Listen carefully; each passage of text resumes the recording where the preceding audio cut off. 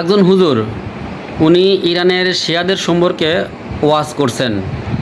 তো হুজুর কিন্তু ভালো, হুজুরটা বেশ ভালো, উনি ভালো ওয়াজ করেন, কিন্তু ইরান সম্পর্কে উনি যে ওয়াজটা করছেন সে ওয়াজটা উনি ভুল করছেন।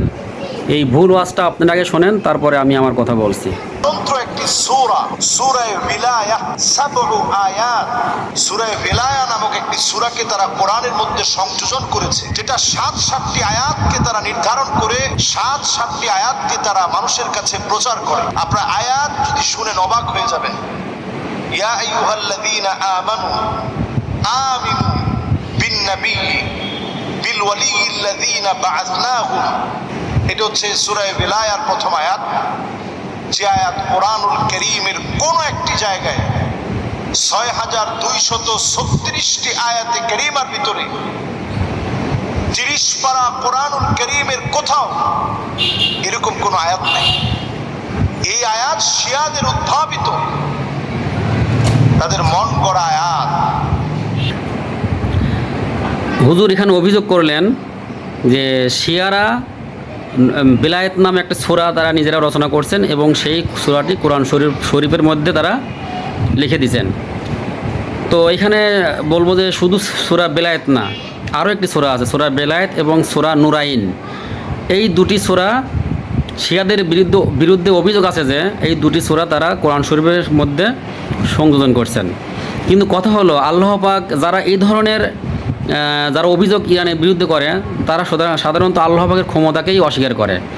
কারণ যেখানে আল্লাহ পাক বলছেন যে কোরআন নাজিল করেছে আমি, আর এই কোরআনকে রক্ষণাবেক্ষণ করার দায়িত্ব আমার নিজের। যেহেতু আল্লাহ এত বড় কথা বলছেন এবং কোরআন রক্ষণাবেক্ষণ করার দায়িত্ব আল্লাহ পাক নিজে নিয়েছেন, সেখানে কোরআন শরীফের মধ্যে এই ধরনের আয়াত মানুষ সংযোজন করবে, এটা কি ভাবা যায়? আসলে এটা অবিশ্বাস্য। শিয়াদের কোরআন শরীফে এ ধরনের কোনো সূরা নাই। আমি অনেক খোঁজাখুঁজি করে কিছু পেলাম না। শিয়াদের যে কোরআন শরীফ, আমাদের যে 114টি সূরা আছে, শিয়াদের কোরআন শরীফেও 114টি সূরা। আমাদের কোরআন শরীফে আছে 6666টি আয়াত আছে। অনুরূপ শিয়াদের কোরআন শরীফেও এরকম আয়াত আছে। শিয়াদের কোরআন এবং আমাদের কোরআনের মধ্যে কোনোই পার্থক্য নাই। যারা এই সমস্ত অভিযোগ করতেছে তাদের অভিযোগ আসলে এটা ঠিক না। কারণ অভিযোগগুলো তারা করছে ঠিকই, কিন্তু তারা খোঁজখবর নিয়ে দেখতেছে না, যাচাই বাছাই করতেছে না। তো শোনেন, আমি যেটা পেলাম আর কি, সূরা বেলায়েত এবং সূরা নুরাইন নামক দুটো সূরা লেখা হয়। এইটা লেখা হয় 17 শতকে লেখা হয়, ভারতে লেখা হয়। এবং এই ভারতে যে বইটা লেখা হয়েছে, এই বইতে কে লিখছে তাদের কোনো নাম ঠিকানা পাওয়া যায় না। তো এইটাকে ইরানের শিয়াদের বলে চালায় দেওয়া হয়।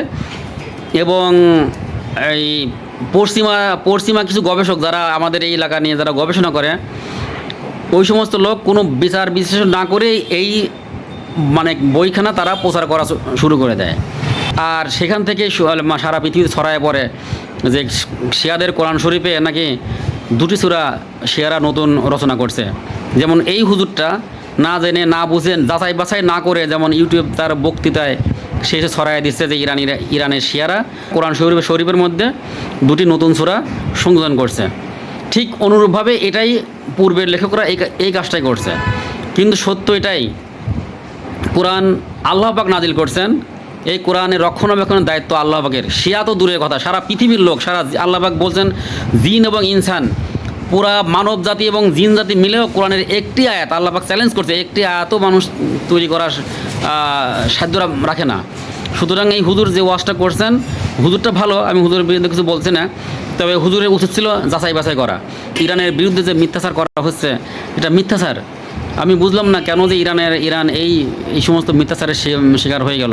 এই যে হুজুর, উনি সাদিকুর রহমান সম্ভবত, হুজুর কিন্তু ভালো, আমি তার ওয়াজ টোয়াজ শুনি, মোটামুটি ভালোই বলে, খারাপ বলে না সে। কিন্তু দেখেন ইরানের বেলায় সে অন্ধ হয়ে গেছে। সে কোত্থেকে একটা বই নিয়ে আসে, সে জনসম্মুখে বইটা দেখাচ্ছে, আরে বাবারে বই তো যাচাই বাছাই করো। আর সবচেয়ে বড় কথা, এই সূরার ব্যাপারে ইরানের লোকেরাও জানে এবং তারা এই সূরাটাকে তারা বানোয়াট এবং মিথ্যা বলে উড়াই দিয়েছে এবং এটা তারা হারাম বলে তারা ফতোয়া দিছে। আমি একজন শিয়া আলেমের সাথে এই ব্যাপারে তাদের সাক্ষাৎকারও দেখছি। সে নিজে কোরআন শরীফ দেখায় বলছে, কোথায় আমাদের কোরআন শরীফ, তোমাদের সাথে ভিন্ন, তুমি দেখাও এটা। তো আমি সবাইকে বলবো মানে ইরান সম্পর্কে যে যাই বলুক প্লিজ এখন আপনারা যাচাই বাছাই করবেন। যাচাই বাছাই না করে ঢালাওভাবে একটা জাতিকে, একটা শিক্ষিত জাতি, এই যে হুজুররা কোরআনে ইরানের মানে ব্যাপারে যেসব কথা বলতেছে, ইরান একটা শিক্ষিত জাতি, মানে শুধু শিক্ষিত না, হাইলি শিক্ষিত। এবং ওদের দেখলাম যে ওদের প্রায় 90 থেকে 99% লোক শিক্ষিত। একজন শিক্ষিত লোক কিন্তু সে মার্জিত, তার কথাবার্তা, তার চলাফেরা সব কিছু কিন্তু মার্জিত। একটা শিক্ষিত লোক কখনো অশিক্ষিত লোকের মতো কথা বলবে না। কিন্তু আমাদের দেশের হুজুরা যেভাবে ওয়াজ মাহফিল করতেছে, এটা কিন্তু মনে হচ্ছে যে একটা অশিক্ষিত জাতির তরফ থেকে এইসব মানে বানোয়াট কথাবার্তা উঠে আসছে। আর এইসব বানোয়াট কথাবার্তাগুলো আমাদের দেশের হুজুর জায়গায় জায়গায় প্রচার করে বেড়াচ্ছে। হুজুরা প্রচার করুক, এতে কোনো নাই, ভালো ভালো কথা প্রচার করুক। কিন্তু ইরান একটা তো যাচাই বাছাই করতে হবে। আল্লাহ পাক নিজে কোরআন শরীফে বলছে, কোনো ফাসেক যদি কোনো খবর তোমাদের কাছে নিয়ে আসে, সেই খবর তোমরা যাচাই বাছাই করো। তো আসুন আমরা ইরান সম্বন্ধে যাচাই বাছাই করি, যেহেতু এখন সময় আসছে। হয়তো ইরান এই যুদ্ধ না লাগলে আমরা বুঝতেও পারতাম না ইরান সম্পর্কে, এখন না বুঝতে পারতেছি। আবার এই যে 9/11 যে আমেরিকার টুইন টাওয়ার ধ্বংস করলো, এই টুইন টাওয়ার ধ্বংস না হতো বহু লোকের কপাল ইসলাম জুড়তো না। কারণ টুইন টাওয়ার ধ্বংস হওয়ার পরে এই ইসলাম নিয়ে বহু লোক কৌতূহলের কারণে ইসলাম নিয়ে গবেষণা করতেছে, পরে তারা ইসলাম ধর্ম গ্রহণ করে ফেলছে।